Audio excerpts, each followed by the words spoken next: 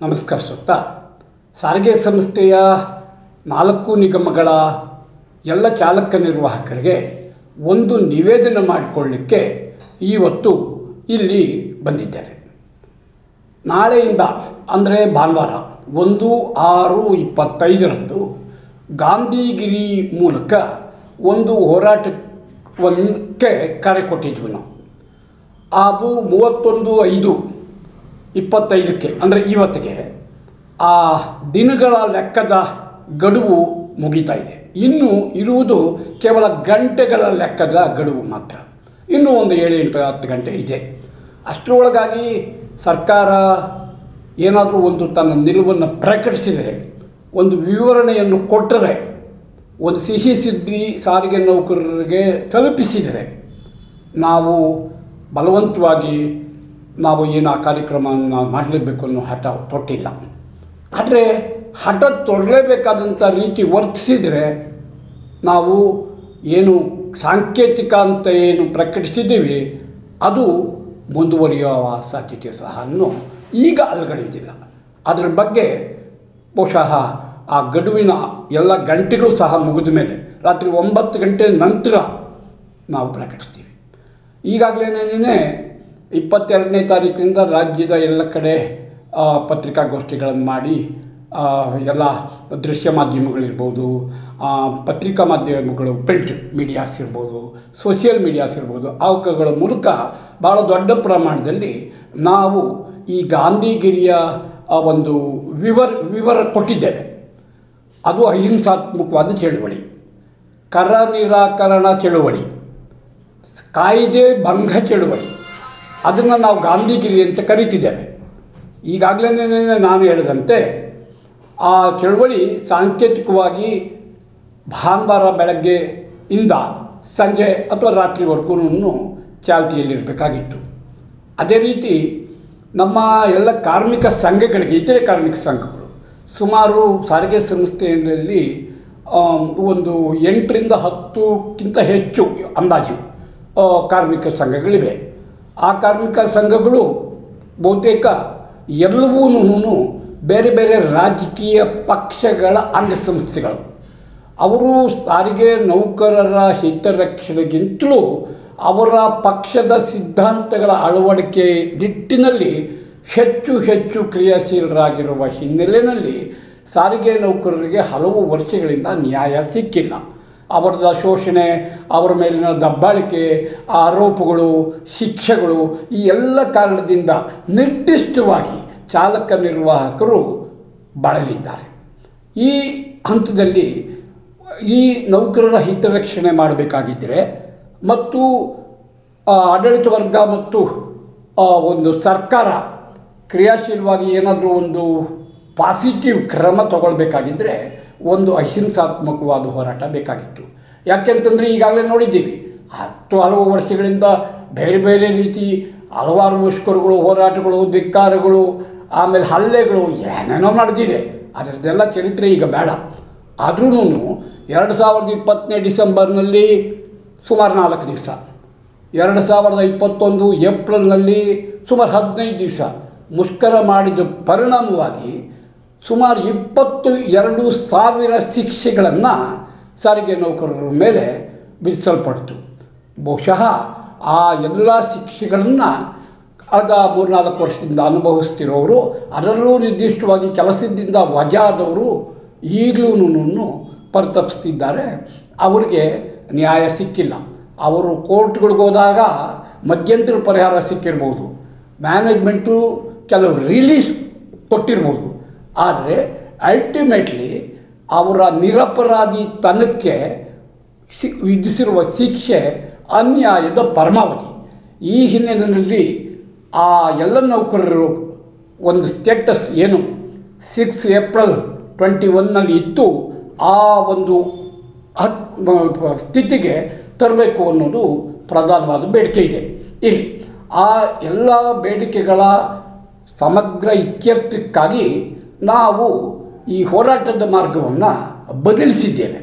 ಹೋರಾಟದ ಮಾರ್ಗ ಬದಲಿಸದೆ ಈ ಕಾಲಘಟ್ಟದಲ್ಲಿ ಅದರಲ್ಲೊಂದು ಕ್ಯಾಪಿಟಲಿಸಮ್ ಇಷ್ಟು ದೊಡ್ಡ ರೀತಿಯಲ್ಲಿ ಮೆರೀತಾ ಇರಬೇಕಾದ್ರೆ ಕೇಂದ್ರದಲ್ಲಿ ಒಂದು ಯೋಜನಾ ಆಯೋಗದ ಬದಲು ನೀತಿ ಆಯೋಗ ಅಂತ ತಂದು ಆ ನೀತಿ ಆಯೋಗದಲ್ಲಿ ಸದಸ್ಯರು ಏನಿದ್ದಾರೆ ನಾಗಪುರದ ವಿಪ್ರರು ಅವರು ಇವತ್ತು ಇಡೀ ಸರ್ಕಾರವನ್ನು, ಇಡೀ ರಾಜ್ಯಗಳನ್ನು, ಇಡೀ ವ್ಯವಸ್ಥೆಯನ್ನು ತಮ್ಮ ಕಪಿಮುಷ್ಟಿಯಲ್ಲಿ ತಗೊಂಡ್ರ ಹಿನ್ನೆಲೆಯಲ್ಲಿ ಎಡಪಂಥೀಯ ಹೋರಾಟಗಳು, ಧಿಕ್ಕಾರ, ಚಳವಳಿ, ಹೋರಾಟ, ಪ್ರೊಡಕ್ಷನ್ ನಿಲ್ಲಿಸೋದು, ಬಸ್ಸುಗಳು ನಿಲ್ಲಿಸೋದು ಇವೆಲ್ಲನೂ ಕೆಲಸಕ್ಕೆ ಬರೋದಿಲ್ಲ. ಆದ್ದರಿಂದ ಮತ್ತೆ ನಾವು ಮಹಾತ್ಮ ಗಾಂಧಿ ಯುಗಕ್ಕೆ ಹಿಂತಿರುಗಬೇಕಾಗಿದೆ. ಮಹಾತ್ಮ ಗಾಂಧಿಯವರು 1942ರಲ್ಲಿ ಕರ ನಿರಾಕರಣ ಚಳವಳಿ, ಅಸಹಕಾರ ಚಳವಳಿ ಇತ್ಯಾದಿ ಹೆಸರಿನಲ್ಲಿ ಏನು ಗಾಂಧಿಗಿರಿ ನಡೆಸಿದರು, ಇಡೀ ದೇಶದ ಜನಸಾಮಾನ್ಯರು ಸಹ ಅದರಲ್ಲಿ ಸಕ್ರಿಯವಾಗಿ ಪಾಲ್ಗೊಂಡರು. ಆ ಹಿನ್ನೆಲೆಯಲ್ಲಿ ಸೂರ್ಯನೇ ಮುಳುಗೋದ ಸಾಮ್ರಾಜ್ಯವನ್ನು ರಚಿಸಿಕೊಂಡಿದ್ದಂತಹ ಬ್ರಿಟಿಷರು ಕಾಲು ತೆಗಿಬೇಕಾಯಿತು. ಆ ನಂತರದ ಕಥೆ ಬೇರೆ. ಹಲವು ವರ್ಷಗಳು ಸುಸೂತ್ರವಾಗಿ ಆಡಳಿತ ನಡೀತಿತ್ತು. ಇತ್ತೀಚೆಗೆ ಏನು ಬಲಪಂಥೀಯರು, ಜಾತಿವಾದಿಗಳು, ಕೋಮುವಾದಿಗಳು ವಿಜೃಂಭಿಸೋದಕ್ಕೆ ಆರಂಭ ಮಾಡಿದ ಮೇಲೆ ಈಗ ಇಂತಹ ಬಿಕ್ಕಟ್ಟಿಗೆ ಜನವರ್ಗಗಳು ತಗಲಾಕ್ಕೊಂಡಿವೆ. ಅದರಲ್ಲೂ ನಿರ್ದಿಷ್ಟವಾಗಿ ಏನು ಸಾರಿಗೆ ನೌಕರರು ಸುಮಾರು 1,07,000 ಜನ ಏನು ಕಾರ್ಮಿಕರಿರುವಂತಹ ಈ ಬೃಹತ್ ವ್ಯವಸ್ಥೆ ಇವತ್ತು ಕುಸಿದು ಬೀಳುವಂತಹ ಹಂತಕ್ಕೆ ತಲುಪಿದೆ. ಚಾಲಕ ನಿರ್ವಾಹಕರಿಗಂತೂ ಈಗ ಸಾಮಾನ್ಯವಾಗಿ ಪ್ರತಿ ವರ್ಷ ಸಾವಿರ ಜನರನ್ನು ಹಲವು ಕಾರಣಗಳು ಕೊಟ್ಟು ಕೆಲಸದಿಂದ ವಜಾ ಮಾಡಲಾಗ್ತಿದೆ. ನಾನು ಹೇಳ್ತೇನೆ, 21ನೇ ಮುಷ್ಕರದಲ್ಲಿ 2,000 ಜನ ವಜಾ ಆಗಿದ್ದರೆ ಆ ಮುಷ್ಕರವೇ ಇಲ್ಲದ ಏನು ದಿನಗಳಲ್ಲಿ ಸಹ ಸರಾಸರಿ 1,000ದಷ್ಟು ಚಾಲಕ ನಿರ್ವಾಹಕರು ಬೇರೆ ಬೇರೆ ಕಾರಣ ನೆಪದಲ್ಲಿ ವಜಾ ಆಗ್ತಾ ಇದ್ದಾರೆ. ವಜಾ ಅನ್ನೋದು ಹೊಸದಲ್ಲ, ಆರೋಪ ಹೊಸದಲ್ಲ, ಶಿಕ್ಷೆ ಹೊಸದಲ್ಲ. ಇದೆಲ್ಲನೂ ಒಂದು ತಾರ್ಕಿಕ ಅಂತ್ಯಕ್ಕೆ ತರಬೇಕಾದ ಜವಾಬ್ದಾರಿ ಈಗ ಇದೆ. ಆ ಹಿನ್ನೆಲೆಯಲ್ಲಿ ನಾನು ಎಲ್ಲ ಚಾಲಕ ನಿರ್ವಾಹಕರಿಗೆ ಕರೆ ಕೊಟ್ಟಿರೋದು, ಈ ಒಂದು ಹೋರಾಟದ ಮಾರ್ಗ ಬೇಡ, ಒಂದು ಗಾಂಧಿಗಿರಿಯ ಮಾರ್ಗದಿಂದ ಹೋಗೋಣ ಅಂತೇಳಿ. ಇನ್ನು ಕೆಲವು ಗಂಟೆಗಳಷ್ಟೇ ಇದೆ. ಕೆಲವು ಗಂಟೆಗಳ ನಂತರ ನಾವು ಈ ಒಂದು ಸಾಂಕೇತಿಕ ಹೋರಾಟವನ್ನು ಅನಿರ್ದಿಷ್ಟವಾದ ಹೋರಾಟ ಅಂತ ಬದಲಿಸಬೇಕಾ ಅಂತ ತೀರ್ಮಾನ ಮಾಡ್ತೇವೆ.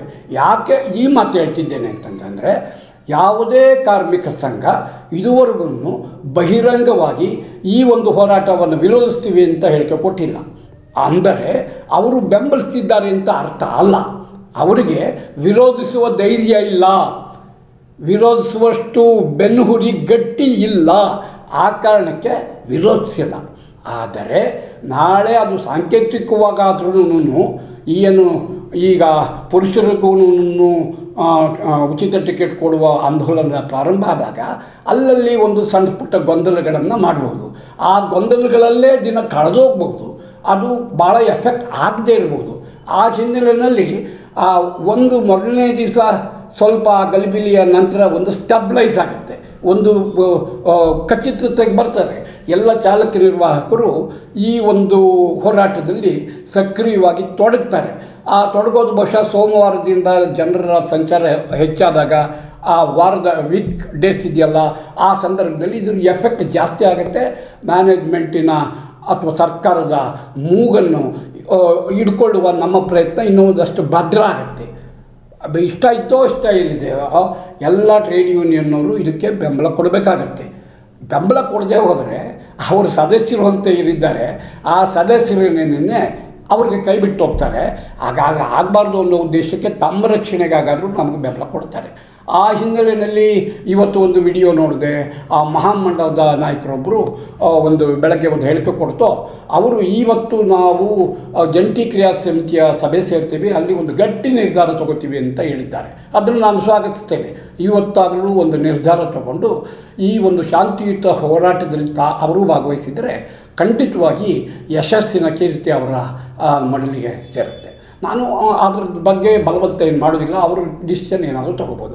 ಇತರ ಯೂನಿಯನ್ಗಳು ಸಹ ಈ ಮುಸುಕಿನೊಳಗೆ ಇರೋದ್ರ ಬದಲಾಗಿ ಹೊರಗೆ ಬನ್ನಿ, ಈಗಾದರೂ ಜನರ ಮುಂದೆ ಕಾಣಿಸ್ಕೊಡಿ, ಈಗಾದರೂ ವರ್ಕರ್ಸ್ ಹಿತವಾಗಿ ರಕ್ಷಣೆ ಮಾಡಲಿಕ್ಕೆ ಪ್ರಯತ್ನ ಮಾಡಿ. ಈ ಕರ್ನಾಟಕದ ಹೋರಾಟದ ಇತಿಹಾಸದಲ್ಲಿ ಒಂದು ಮನ್ವಂತರ ಆರಂಭಿಸೋಣ. ಈ ಹಿನ್ನೆಲೆಯಲ್ಲಿ ನಾನು ಎಲ್ಲರನ್ನೂ ಬೇಡ್ಕೊಳ್ಳೋದು ಅಂತಂತಂದರೆ ನಾಳೆ ಬೆಳಗ್ಗೆಯಿಂದ ಯಾವುದೇ ಕಾರಣಕ್ಕೂ ನೀವು ಈ ಗಾಂಧಿಗಿರಿ ಹೋರಾಟವನ್ನು ಯಶಸ್ವಿಗೊಳಿಸೋಕ್ಕೆ ಕಂಕಣಬದ್ಧರಾಗ್ರಿ. ನಾನು ಇನ್ನೊಂದು ಹೇಳ್ತೇನೆ, ಯಾರು ಇದಕ್ಕೆ ಅಡ್ಡಿ ಮಾಡ್ತಾರೋ ಅವರು ಈ ಸಮಸ್ಯೆಗಳು ಬಗೆಹರಿಬಾರ್ದು, ಹಿಂಗೇನೇನೇ ಸಾರಿಗೆ ನೌಕರರು ಗೊಣಗಾಡ್ತೋ ಒದ್ದಾಡ್ತೋ ಅವಮಾನದಿಂದ ಸೋಲಿನಿಂದ ಕಂಗೆಟ್ಟು ಇರಬೇಕು ಅನ್ನುವಂಥ ಬಯಸೋರು. ನಾನು ಹೇಳ್ತೇನೆ, ಈ ಒಂದು ಪ್ರಕಟಣೆ ಸರ್ಕಾರದಿಂದ ಬಂದರೆ ಇಲ್ಲಿ ಇನ್ಸ್ಪೆಕ್ಟರ್ಗಳಿರ್ಬೋದು, ಅಧಿಕಾರಿಗಳಿರ್ಬೋದು, ಸೂಪರ್ವೈಸರಿ ಕ್ಯಾಟಗರಿ ಇರ್ಬೋದು, ಸೆಕ್ಯೂರಿಟಿ ಕ್ಯಾಟಗರಿ ಇರ್ಬೋದು, ಎಲ್ಲರಿಗೂ ಲಾಭ ಆಗ್ತದೆ, ಅರಿಯರ್ಸ್ ಅವ್ರಿಗೆ ಬರ್ತದೆ, ಆಮೇಲೆ ವೇತನ ಹೆಚ್ಚಳ ಆಗ್ತದೆ. ಅಂಥ ಸಂದರ್ಭದಲ್ಲಿ ನೀವು ಯಾರೋ ಅಧಿಕಾರಸ್ಥರು ಅಂತ ಇರುವ ಹೊರಗಿನ ಜನ ಅಂತ ನಾನು ಯಾಕೆ ಹೇಳ್ತೀನಿ ಅಂದರೆ, ಮೊನ್ನೆ ಮುಖ್ಯಮಂತ್ರಿಗಳ ಸಮಕ್ಷಮದಲ್ಲಿ ಏನು ಮೀಟಿಂಗ್ ನಡೆದಾಗ ಎಲ್ಲ ಮುಂದಿನ ಸ್ಥಾನದಲ್ಲಿ ಮುಖ್ಯವಾಗಿ ಕೂತಿದ್ದವರು ಸಂಸ್ಥೆಯ ನೌಕರರಲ್ಲ. ಎಮ್ ಡಿಗಳು 4 ಹೊರಗಿನಿಂದ ಬಂದವರು, ಚೇರ್ಮನ್ ವೈಸ್ ಚೇರ್ಮನ್ಗಳು ಎಲ್ಲ ಹೊರಗಿನಿಂದ ನೇಮಕ ಆದವರು, ಮಿನಿಸ್ಟರು ಅಧಿಕೃತವಾಗೇ ಇರ್ಬೋದು, ಆಯ್ಕೆಯಾಗಿ ನೇಮಕ ಆದವರು, ಮುಖ್ಯಮಂತ್ರಿ ಸಹ ಇವತ್ತಿರ್ತಾರೆ, ನಾಳೆ ಅವರು ಇರ್ಬೋದು, ಇಲ್ಲದೆ ಇರ್ಬೋದು, ಪ್ರಶ್ನೆ ಅದಲ್ಲ. ಇಂತಹವರು ಏನು ಒಂದು ಮಾತು ತಪ್ಪಿದ ನಡವಳಿಕೆ ಅಥವಾ ಆಲಸ್ಯದ ನಡವಳಿಕೆ ಅಥವಾ ಉದಾಸೀನದ ನಡವಳಿಕೆಗೆ ಶೆಡ್ಡು ಹೊಡಿಬೇಕಾಗಿದ್ದರೆ ನಮ್ಮ ಅಧಿಕಾರಿಗಳಿಂದ ಸೇರಿ ಸೂಪರ್ವೈಸರಿ ಕ್ಯಾಟಗರಿಯಿಂದ ಹೇಳಿ ತನಿಖಾಧಿಕಾರಿಗಳು, ಸೆಕ್ಯೂರಿಟಿಯವರು, ತಾಂತ್ರಿಕ ತಜ್ಞರು, ಚಾಲಕರು, ನಿರ್ವಾಹಕರು ಎಲ್ಲರೂ ಒಂದೇ ಅನ್ನೋ ಒಂದು ಒಗ್ಗಟ್ಟನ್ನು ಪ್ರದರ್ಶನ ಮಾಡಬೇಕಾಗ್ತದೆ. ಆ ದಿವಸ ಯಾರ್ದಾದ್ರೂ ಪುರುಷ ಪ್ರಯಾಣಿಕರಿಗೆ ನೀವು ಮಹಿಳೆಯರ ಟಿಕೆಟ್ ಕೊಟ್ಟಿದ್ದೀರಿ ಅನ್ನೋದಕ್ಕೆ ಕೇಸ್ ಬರೆಯೋದಾದರೆ ಅದು ಕಾರ್ಮಿಕರ ಹೋರಾಟಕ್ಕೆ ದ್ರೋಹ ಬಗೆದ ಯತ್ನ ಆಗ್ತದೆ. ತನಿಖಾಧಿಕಾರಿಗಳಿಗೆ ಒಂದು ಟಾರ್ಗೆಟ್ ಕೊಟ್ಟು ಕಳಿಸಿದ್ರು ಸಹ ಅವರು ಯಾವುದೇ ಬಸ್ ಹತ್ತಿದ್ರು ಚೆಕ್ಡ್ ಫೌಂಡ್ ಓಕೆ ಅಂತ ಬರೆದು ಇಳಿತಾ ಹೋಗ್ರಿ. ಯಾರು ಕೇಸ್ ಕಂಡಕ್ಟರ್ ಡ್ರೈವರ್ ಮೇಲೆ ಈ ವಿಚಾರಕ್ಕೆ ಕೇಸ್ ಬರಿಬೇಡ್ರಿ. ಆ ಒಂದು ನಿರ್ಧಾರ ತಗೊಂಡ್ರೆ ಹೊರಗಿನಿಂದ ಬಂದ ಎಮ್ ಡಿಗಳು, ಮಿನಿಸ್ಟ್ರುಗಳು, ಚೇರ್ಮನ್ಗಳು, ವೈಸ್ ಚೇರ್ಮನ್ಗಳು ನನ್ನ ಮೇಲೆ ಯಾವ ಶಿಕ್ಷೆ ವಿಧಿಸೋಕ್ಕಾಗ್ತದೆ. ಆದರೆ 21ನೇ ಇಸ್ವಿನಲ್ಲಿ ಏನಾಗಿದ್ದು, ಅಧಿಕಾರಿಗಳೇ ಕುಮ್ಮಕ್ಕು ಕೊಟ್ಟು ಮುಷ್ಕರವನ್ನು ಬೆಂಬಲಿಸಿದರು. ಆಮೇಲೆ ಯಡಿಯೂರಪ್ಪನವರು 10ನೇ ತಾರೀಕು 11ನೇ ತಾರೀಕು ಯಾವುದೇ ಮಾತುಕತೆ ನಡೆಸದೆ ಟೇಕ್ ಆ್ಯಕ್ಷನ್ ಅಗೇನ್ಸ್ಟ್ ದೆಮ್ ಅಂತ ಆದೇಶ ಹೊರಡಿಸಿದ ಮೇಲೆ ಹಗಲು ರಾತ್ರಿ ಮಧ್ಯರಾತ್ರಿ 2 ಗಂಟೆವರೆಗೂ ಕೇಂದ್ರ ಕಚೇರಿ, ವಿಭಾಗ ಕಚೇರಿಗಳಲ್ಲಿ ಕೂತು ವರದಿ ಕಳಿಸಿದ್ದೇನು, ಆದೇಶಗಳು ಹೊರಡಿಸಿದ್ದೇನು. ಕೇವಲ 3-4-5 ದಿವಸದಲ್ಲಿ 22,000 ಪನಿಷ್ಮೆಂಟ್ ಆರ್ಡರ್ಗಳು, ವಜಾಗಳು, ವರ್ಗಾವಣೆಗಳು, ಇನ್ಕ್ರಿಮೆಂಟ್ ಕಟ್ಟುಗಳು, ದಂಡ ಎಲ್ಲ ವಿಧಿಸಿ ನೌಕರರು ದ್ರೋಹ ಮಾಡಿದ್ರಿ. ಅವ್ರಿಗೊಂದು ಆತ್ಮಸಾಕ್ಷಿ ಇದ್ದಿದ್ದರೆ ತಮಗಾಗಿ ಹೋರಾಟ ಮಾಡಿದವ್ರಿಗೆ ಅಂಥ ಶಿಕ್ಷೆ ವಿಧಿಸಬಾರ್ದಾಗಿತ್ತು. ಆದ್ದರಿಂದ ಈ ಬಾರಿ ಯಾರೊಬ್ಬರೂ ಸಾರಿಗೆ ಸಂಸ್ಥೆಯ ಅನ್ನ ತಿಂತಿದ್ದವರು, ಚಾಲಕ ನಿರ್ವಾಹಕರ ದುಡಿಮೆಯ ಹಣದಿಂದ ತಮ್ಮ ಮಕ್ಕಳನ್ನು ಸಾಕಿರೋರು ಯಾವುದೇ ಕಾರಣಕ್ಕೂ ಸಾರಿಗೆ ನೌಕರರ ಶಾಂತಿಯುತ ಹೋರಾಟವನ್ನು ಬಗ್ಗುಬಡಿಯುವ ಒಂದು ದುಷ್ಕೃತ್ಯದಲ್ಲಿ ಭಾಗವಹಿಸಿ ಪಾಪ ಕಟ್ಕೋಬೇಡಿ. ಯಾಕೆಂತ ನಾನು ಹೇಳ್ತೀನಿ ಅಂತಂದರೆ, ನಾನು ನಿವೃತ್ತನೇನೆ, ಅನೇಕ ನಿವೃತ್ತರು ನೋಡ್ತಾ ಇದ್ದೀನಿ. ಸುಮಾರು ಸಾರಿಗೆ ಸಂಸ್ಥೆಯಲ್ಲೇನೇ ಸುಮಾರು 60,000 ಜನ ನಿವೃತ್ತರಾಗಿದ್ದಾರೆ. ಅವರ ಅಧಿಕಾರದಲ್ಲಿದ್ದಾಗ ನಾನು ನೋಡಿದ್ದೀನಿ.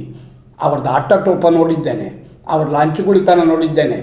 ಆ ಲಂಚಗುಳಿತನದಿಂದ ಸಂಪಾದನೆ ಮಾಡಿದ ಆಸ್ತಿಯನ್ನು ಅವರ ಮಕ್ಕಳು ಹೇಗೆ ಇವ್ರಿಗೆ ತಿರುಮಂತ್ರ ಕೊಟ್ಟು ಬೀದಿಗೆ ಹಾಕಿದ್ದಾರೆ ಅನ್ನೋದು ನೋಡಿದ್ದೀನಿ. ಎಷ್ಟೋ ಜನ ಸೆಕ್ಯೂರಿಟಿ ಗಾರ್ಡ್ ಆಗಿ, ಎಷ್ಟೋ ಜನ ತರಕಾರಿ ಮಾರುವ ಗಾಡಿಗಳು ತಳ್ಕೊಂಡು ಜೀವನ ಮಾಡ್ತಾ ಇರೋದು ನಾನು ನೋಡಿದ್ದೀನಿ. ಆ ಕಾರಣಕ್ಕಾಗಿ ಇವತ್ತು 2,000 3,000 ಅಷ್ಟೇ ನಿಮಗೆ ಪೆನ್ಷನ್ ಬರಬೇಕಾಗಿದ್ದರೆ ಏನು ಕಾರಣ ಅಂತ ನೀವು ಇನ್ನೂ ಅರ್ಥ ಮಾಡ್ಕೊಂಡಿಲ್ಲ.